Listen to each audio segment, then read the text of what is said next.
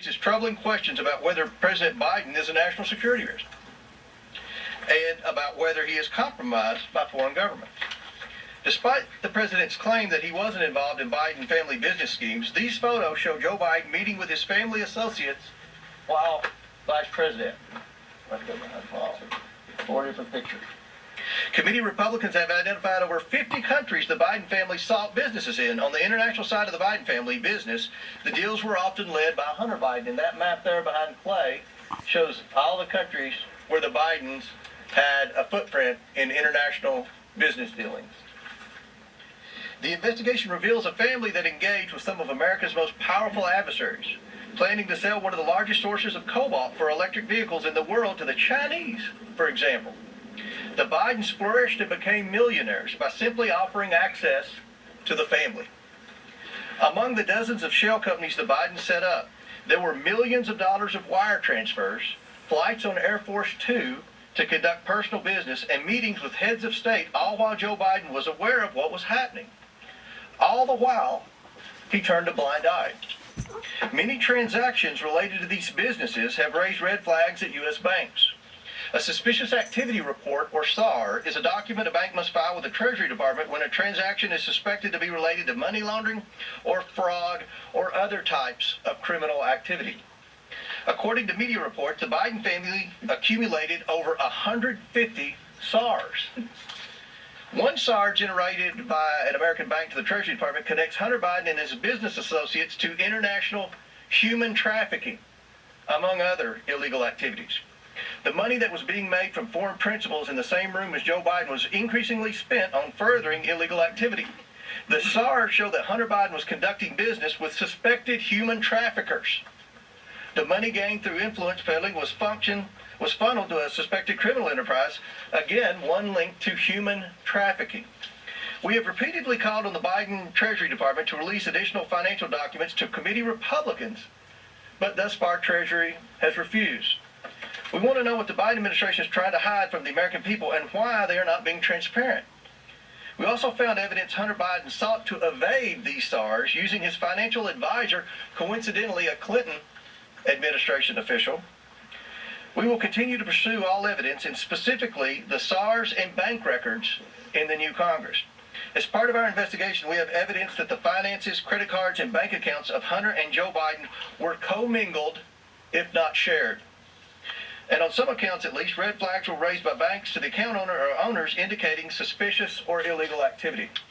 One of Hunter's closest associates, Eric Sherwin, was accessing Joe Biden's money and writing checks to reimburse Hunter. Sherwin arranged the Biden's international deals around the world. At the same time, he was a frequent visitor to the White House, and Joe Biden during the Obama administration, visiting close to 30 times, and sometimes with international business partners and Hunter, according to Hunter's calendar. Sherwin was also the president of Hunter's company and was appointed by President Obama to a position in the administration. After an apparent falling out with Sherwin, Hunter began coordinating business himself, and increasingly the deals brought in Joe Biden as a direct equity holder. One of these deals involves the sale of American natural gas to China. Evidence suggests Joe Biden had a 10% equity stake through his son. And behind Glenn and Andrew is a map from Hunter's laptop. This was a PowerPoint presentation on his laptop in Chinese that they used in working with the Chinese. Now, let's think about this for a second. At a time when Americans are suffering from high energy prices because of this administration's terrible energy policy, we find evidence that Hunter Biden and Joe Biden were involved in a scheme to try to get China to buy liquefied natural gas, and from a whistleblower to try to get their foot in the door with China starting to purchase an interest in natural gas drillers. Now, people are in outrage over China buying farmland in the Dakotas. What about China starting to buy into our American energy industry at a time when we have an energy crisis because of the bad policies of the Biden administration? Now let that sink in. Hunter brought in millions of dollars from this deal from entities tied to the Chinese government. In emails obtained by committee Republicans, Hunter wanted keys made for Joe Biden and Jim Biden, his office mate. He provided Joe Biden's personal cell number and called him his partner. The other partners in that deal were two people closely tied to the Chinese Communist Party. And that's the, behind Andy and Jim, that's the email where Hunter sent to the landlord requesting keys, and the Chinese partners were on the email, and where he said, you know, Joe would need a key, and he even put Joe's cell phone number on there. Domestically, Jim Biden, Joe Biden's brother, used the Biden name to enrich himself in return for the promise that when Joe Biden became president in 2020, business partners would get rich by having access to a future Biden administration. By promising access to financing through Middle Eastern, Russian, and Chinese connections he made through Joe Biden, and by bringing his brother Joe Biden onto phone calls, Jim Biden was able to convince companies to give him loans of hundreds of thousands of dollars that he never repaid. The Biden administration has answered none of our requests for information regarding the Biden family or the financial transactions they engaged in. Instead, the Biden administration has spent over $250,000 to staff to, quote, deflect Hunter stories. Protecting the president's son who has committed crimes with Americans' tax dollars is a waste. The domestic and international scheme that promised access to wealth in a future Biden administration constitute fraud. And the president's participation in enriching his family is, in a word, abuse of the highest order. Rooting out waste, fraud, and abuse will be the primary goal of a Republican House Oversight Committee. As such, this investigation will be a top priority. We are releasing a report today that details what we have uncovered. We are also sending letters to the Biden administration officials and Biden family associates renewing our request for voluntary production of documents relevant to this investigation. This is an investigation of Joe Biden, the President of the United States, and why he lied to the American people about his knowledge and participation in his family's international business schemes. National security interests require the committee conduct investigation, and we will pursue all avenues that have long been ignored. Committee Republicans have uncovered evidence of federal crimes committed by and to the benefit of members of the president's family. These include conspiracy or defrauding the United States, wire fraud, conspiracy to commit wire fraud, violation of the Foreign Agents Registration Act, violations of the Foreign Corrupt Practices Act, violations of the Trafficking Victims Protection Act, tax evasion, money laundering, and conspiracy to commit money laundering. The Biden family's business dealings implicate a wide range of criminality, from human trafficking to potential violations of the Constitution. In the 118th Congress, this committee will evaluate the status of Joe Biden's relationship with his family's foreign partners and whether he is a president who is compromised or swayed by foreign dollars and influence. I want to be clear. This is an investigation of Joe Biden, and that's where the committee will focus in this next Congress. I now turn it over to Oversight Member and the next Chairman of the Judiciary Committee, Jim Jordan. Thank you, Jamie. So I would just start with this question. What part of Mr. Comer's presentation was Russian disinformation? I mean, never forget what happened on October 19th, 2020, 15 days before the most important election we have in our country. Who's going to be the next president of the United States? 15 days before that, Mr. Brennan, Mr. Clapper, and 49 other people signed a letter that said the following. It is for these reasons that we write to say that the arrival on the U.S. political scene of emails purportedly belonging to Vice President Biden's son, Hunter, has all the classic earmarks of a Russian information operation.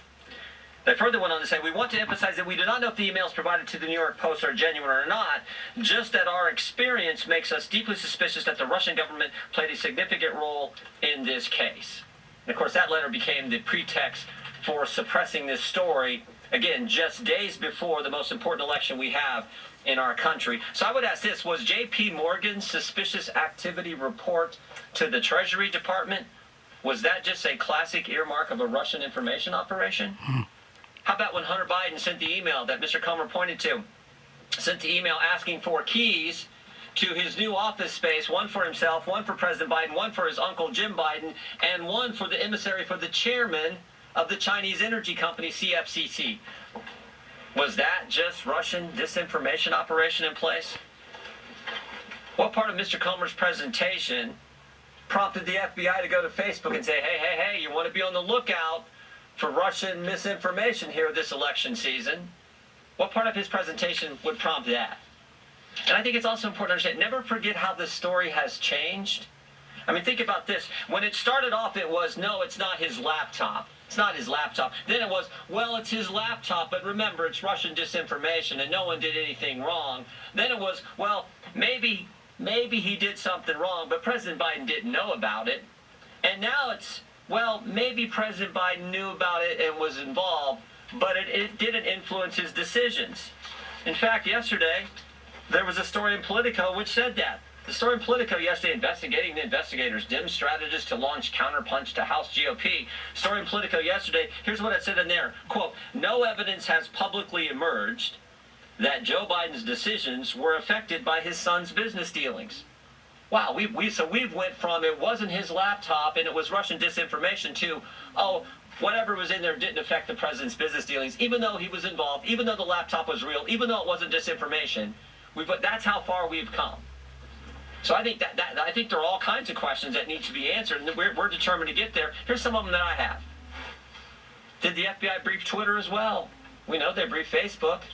We know that had an impact on the election. There's been surveys done where thousands and thousands of voters across this country said it might have impacted their decision in the election in 2020. Did the FBI brief any of the 51 former intelligence officials who signed that letter? Again, that letter that became the pretext for suppressing this story. Who did the briefings? Who briefed Facebook? Here's a name that I think is interesting. Timothy Thibault. So Mr. Thibault, now remember, we just did a report 2 weeks ago, Judiciary Committee, a report that talked about the political influence and the political shenanigans going on in our Justice Department based on 14 FBI agents who've come talk to our office as whistleblowers. One of those agents said, and this is the term he used, he said, at the highest levels of the FBI, specifically the Washington field office, he said it's rotted to the core. Not talking about rank and file agents. They're doing good work. Talking about the top people at the Washington field office. We had another whistleblower who brought up the name Mr. Thibault and said Mr. Thibault is pressuring agents to catalog and categorize cases in a specific way to satisfy this narrative about domestic violence extremism. But what's interesting is a different whistleblower, one who didn't come to our office, a different whistleblower who went to Senator Grassley's office, said that Mr. Thibault, by the way, the head of the special agent in charge at the Washington field office, Mr. Thibault is also the guy who suppressed information about the Hunter Biden story in October of 2020. I'd like to talk to Mr. Thibault. In fact, we've asked to talk to Mr. Thibault. Even though he said publicly, I welcome a chance to answer questions, he's refused to come in and talk to us. That's someone we need to talk to. Why has the Biden administration suddenly changed their position on suspicious activity reports? Used to be, Mr. Comer wanted to see him, any member of Congress, any chairman wanted to see him, any ranking member wanted to see him, any member of Congress, any committee, you got a chance to see him. Suddenly, no, we can't see him. I think Mr. Comer and our team at the Oversight Committee would kind of like to see the other 148. They've seen 2. They'd like to see the other 148. So we're committed to getting to the truth, the facts. We think that's what the American people are entitled to. We're gonna try to help Representative Comer and the team here at Oversight with our work on judiciary, but with a specific focus on what the FBI was doing. We know these 51 former intel officials, they got security clearance. How often are they talking to the FBI? Are they talking to the FBI? Who's doing the talking? Who's doing the briefing? Were they briefed? There's so many questions that need answers so we can get to the bottom of this. And the final thing I would say is this. A colleague of mine said this in a committee hearing a few weeks ago, Mr. Gates. He said, when is the FBI going to quit interfering with elections?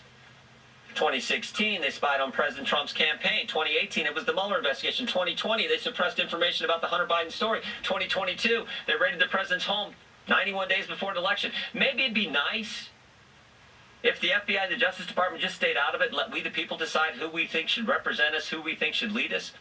That's supposed to be how America works. So this is the focus on the Judiciary Committee, the political nature at the Justice Department, and the linkage now to what was happening with the Hunter Biden story, again, just 15 days before we have a presidential election. We'll be happy to answer questions. Anyone on the committee will be happy to answer questions. Yes, sir. Are you also putting the FBI on notice for not bringing, and the Department of Justice on notice for not bringing any charges? And let me be very clear. Jim said this, but Jim's going to answer that question. The Oversight Committee, we are focused on the bank records moving forward. The Judiciary Committee is going to be focused on that, and Jim's going to answer that question. No, we're not putting anybody on notice. We just want to get the truth. I mean, that's why we issued the 1,000-page report 2 weeks ago that talked about. So I've been in Congress a few years now. I've never seen anything like it. 14 agents come talk to us while we're in the minority about how political that place has become. Talking about the purging going. These are terms they use, not we. The purging going on, purging of agents. The pressure to categorize cases in a political fashion. The putting the threat tag label on moms and dads who show up at school board meetings. We know of over 24 parents who were investigated, no one charged. But think of the chilling impact that has. You show up at some parent's home, you talk to them because she's in the group Moms for Liberty, as an example. You talk to them. Think of the chilling impact that has on other parents. So that's what we're interested in getting to the bottom of. And the only way you can hold people accountable and hopefully stop the behavior is to present it to the country. That's what we got to do. So we're committed to doing it in an aggressive fashion, but in a way that's consistent with the Constitution. Thank you. We know that the Department of Justice and FBI has been investigating Hunter Biden since 2018. How do you know that these claims that you are laying out in your remarks today and some of the examples that you have up here aren't claims that have already been fully investigated by those federal prosecutors? Maybe they have. We don't know. And can I follow up with the map that you were referring to? When was that PowerPoint from? That PowerPoint was from what year? Do we know exactly? I think it's in your packet, but 2017. So my follow-up there is, if this is from 2017, what is the connection to, the current energy crisis now? That was years ago. Are you real? I mean, Joe Biden says he's going to stand up to China. Joe Biden says he's going to rewrite our whole energy policy, America first. And he was a 10% equity owner in a company whose sole mission was to purchase liquefied natural gas from the United States and try to take over the natural gas industry in America through natural gas wholesalers and natural gas drillers. I mean, I don't think Joe Biden's been honest to the American people about that. And I think that's a question you all need to ask at the next White House press conference.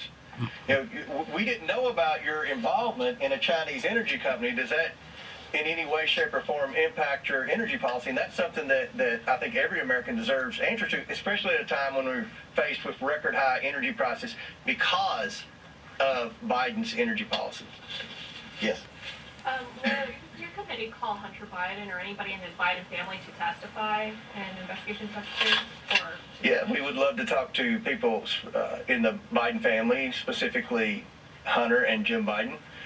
I think the most important thing for us right now is to get those bank records. I mean, we have 2 suspicious activity reports in hand now, not because of the Biden family and certainly not because of Janet Yellen at Treasury.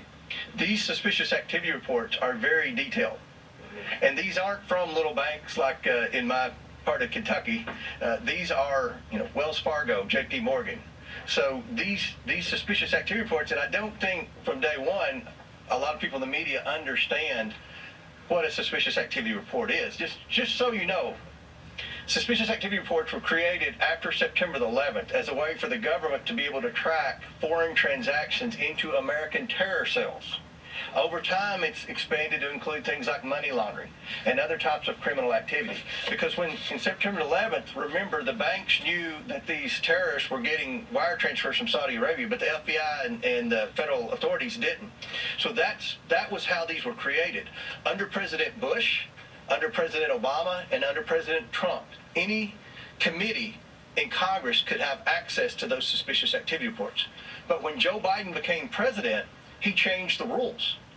Now, does anyone here doubt my suspicion that he changed the rules because his son and possibly himself had 150 suspicious activity reports? Are we the only ones that find that odd that Joe Biden would change the rules when he became president? In fact, Maxine Waters had legislation to change the rules back. She didn't know why he changed the rules. And she had a bill, and part of the language in the bill was to override that rule and give Congress the access to those suspicious activity reports. I actually voted for Maxine Waters' bill because that was in there, and I don't vote for a lot of Maxine Waters' bills. So, yes. Thanks, Congressman, for doing this. A question for both of you. I'm wondering if you might be able to confirm that your committees will be investigating Speaker Pelosi and the Department of Justice for their treatment of defendants jailed in connection with January 6th, a promise that potentially Speaker McCarthy made to the House Freedom Caucus earlier this week. He's the Department of Justice guy. We're focused on, you saw our report, well, maybe you didn't. I hope if you didn't, you take time to read it. We're focused on how political our Justice Department has become. It's not a question of if they are political, if they are. They're making decisions on a political basis. We're going to look at all that. What about Pelosi and the treatment of We're looking at January 6th? We're looking at an umbrella of political operations at the Justice Department, all the way back to the very first whistleblower came to us over a year ago. About a year ago, I should say, regarding the school boards issue. So we're concerned about anything that is being done in a political fashion at the Justice Department. Because remember, you got to step back. It's supposed to be, in this great country, the greatest country ever, it's supposed to be equal treatment under the law.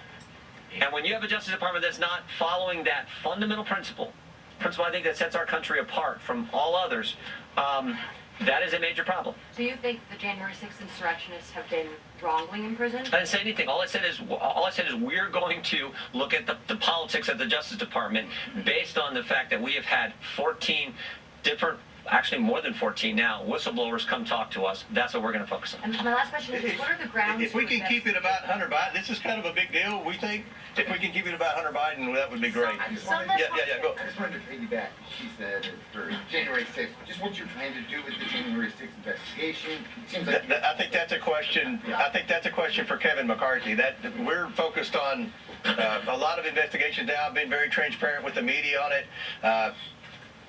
That wasn't one of them, but yes. Okay, so can you kind of preview how this is going to play out? So it sounds like your focus initially is going to be on these suspicious activity reports, which you endeavor to receive somehow. Is that going to be through potentially subpoenaing a bank? And then once you receive those, is that are you expecting a smoking gun from that, or is that going to lead to more avenues? And then finally, what deliverable are you expecting? Another report, or is this do you see this terminating in some sort of referral? How do you see this playing out? Mm-hmm.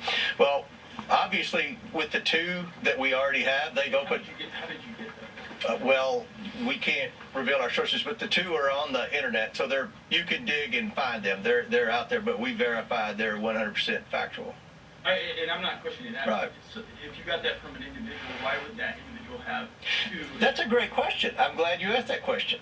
Because, again, I don't think a lot of people in the media and in Congress, for that matter, understand the suspicious activity report. Byron Donalds does. He's a financial expert. I've had the honor of being on a bank board. When you get a suspicious activity report, it flags every account that's had a transaction within a certain time period. Am I right, Byron? So the suspicious activity report that we have shows where Hunter Biden purchased whatever with an escort service. The escort service then paid the prostitute. And then the bank implies that the escort service is under suspicion for human trafficking. We see where the escort service is from, the prostitute's from. She's not from the United States. Again, I don't want this to be about the prostitute. Here's the thing: Hunter Biden isn't this innocent guy that's just got a bad rap because he had a drug problem, and the Republicans don't need to waste any time on Hunter Biden. We're not trying to prove Hunter Biden is a bad actor. He is. If anybody wants to disagree with that, then there's nothing we have to talk about. Our investigation is about Joe Biden. And we already have evidence that would point that Joe Biden was involved with Hunter Biden on this. So we want the bank records. And that's our focus. We're trying to stay focused on, was Joe Biden directly involved with Hunter Biden's business deals, and is he compromised? That's our investigation. And so if you found